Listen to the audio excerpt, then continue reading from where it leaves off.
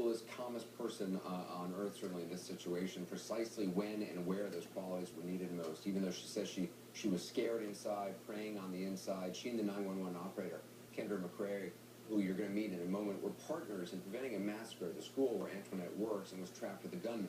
The interview left me, well, with a lump in my throat more than once and a huge smile on my face. Antoinette seems to have that effect on a lot of people. Here's part 2 of the interview. Sometimes people say things just to convince somebody, but I feel like you really believe it, and that authenticity, your real belief, and you're using your own example, I think made a big difference. Yes, it did. I believed it from the heart. I mean, that's something that we have been taught in our ministry, and I owe that all to my pastor. He has actually trained us. We've had classes, and he sits down and teaches us, you know, how to deal with people and how to deal in, you know, desperate situations and how to pray. And we practice that at church. So really, in all reality, all I was doing was carrying out what I'm taught every Sunday and Wednesday. Do you still feel compassion for him? Do you still feel sorry for this man? I really do. I would like to go back and visit him.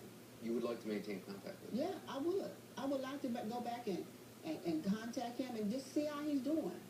I mean, not in the relationship there, because I know that it's beyond what he sees. He's a hurting soul. And so if any kind of way that I can help him and allow him to get on the right path, we all go through something. And I believe that God gives us all a purpose in life. And I believe he has a purpose and destiny for that young man also. I want to have you on my speed dial. Like, whenever I'm down, I want to talk to you. My gosh. I mean, you're great. Thank you. I want you to call me sweetie and tell me everything's going to be okay. It's going to be okay.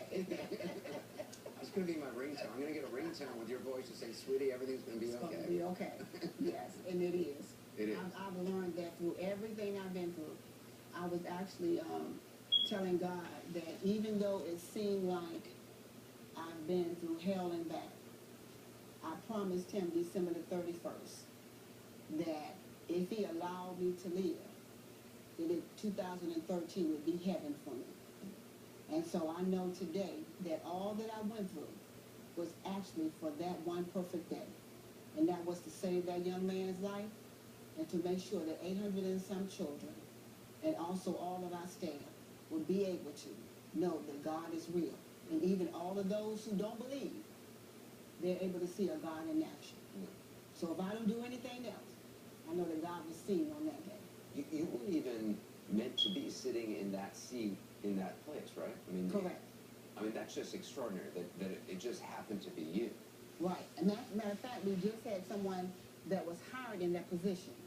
And really, by the time he came in, I would have been really leaving that seat to go back to my desk. But I was actually late getting up there to relieve her because I just got devastated news myself. And I had sat at my desk for about 10 minutes trying to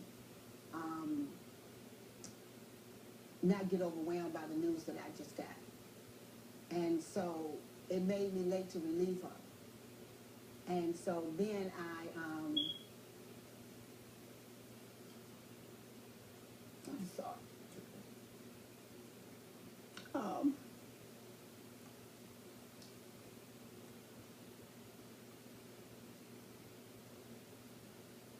I got there late because I was actually, you know, meant to, the news that I got was devastating. And I know God had me to be late to get that news and to put all that aside that I just got to be able to help that young man. Because if I had got there the time that I was supposed to get there and actually leave the time that I was supposed to leave, she would have been there. And I would have not been there. I would have been relieved her and been back at my desk.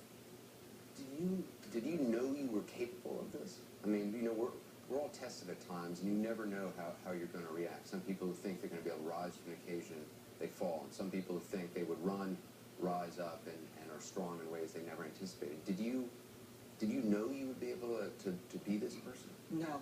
I didn't even know I had it in me. No, if somebody would have told me I was going to be doing that day, I wouldn't have believed it. Didn't know it was in me, but God has a way of showing you what's really in you. So, no, I didn't believe that. Well, you must feel like anything moving forward, you can do anything. I mean, I believe you can do anything. And given you have been through, not only in your own life and personal things, devastation, but this situation. I mean, you've survived unimaginable things.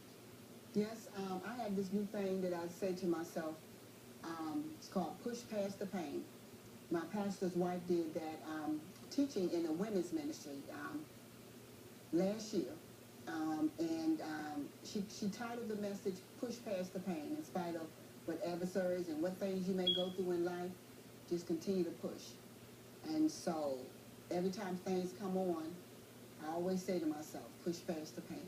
It's going to be okay. So I know today that no matter what, I can push past the pain. You have given me so many things to like write down that I'm going to just tell myself in the years ahead. Push past the pain. Yes. You got me on It's going to be speed dial, okay. just call me. We'll push past the pain together. I like that. Was there, for you, what was the scariest moment?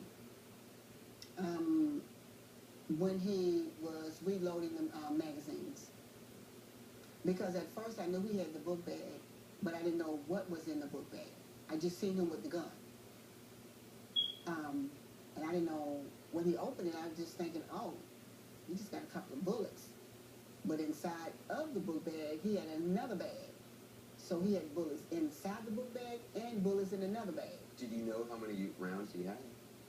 No, but I knew it was a whole lot, because he sat there and loaded up like 3 magazines, changed the magazine, and bullets in his pockets, pants pockets in his, jacket pockets. He had bullets everywhere on top of magazines. So I knew when he made that last call that he was going to go.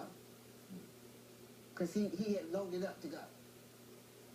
When you were talking to the 911 operator, did her calmness give you strength as well? She was talking, but to be honest with you, he was doing so much and so unstable. I don't even remember what half she was really even saying, because I was just trying to, because he was in the building, out of the building, going out, shooting the police, and going out and, trying to go out where the kids were, and, just moving. So I was talking to her, and then he would tell me to call Channel 2 News, so I was like back and forth with, just, trying to listen to all of his demands and, get on this phone with this person, that phone with that person, and then trying to figure out where he was at all times. Have you talked to the 911 operator since then? No, I haven't. But she was real calm, though. So that probably did help me, because she was really calm. Do you even know her name? No, I don't remember. She may have. I don't remember. It was a devastating. I don't even remember her name. I think she said it, though. I don't remember. Well, her name was Kendra McCrae. Oh. And I actually have somebody I'd like you to meet. Okay. Yeah. Okay. Come on in. Oh. This is Kendra McCrae. Oh, great. How are you? How are you doing? Oh. We made it. We made it. Oh, thank you. Oh, wow. It was really a moment. Oh, I thank you. Oh, wow. Yes. Thank you. Yes. I want to talk to both of you. We've got to take a quick break, but we'll be right back. Right now, 7 years of music is being streamed.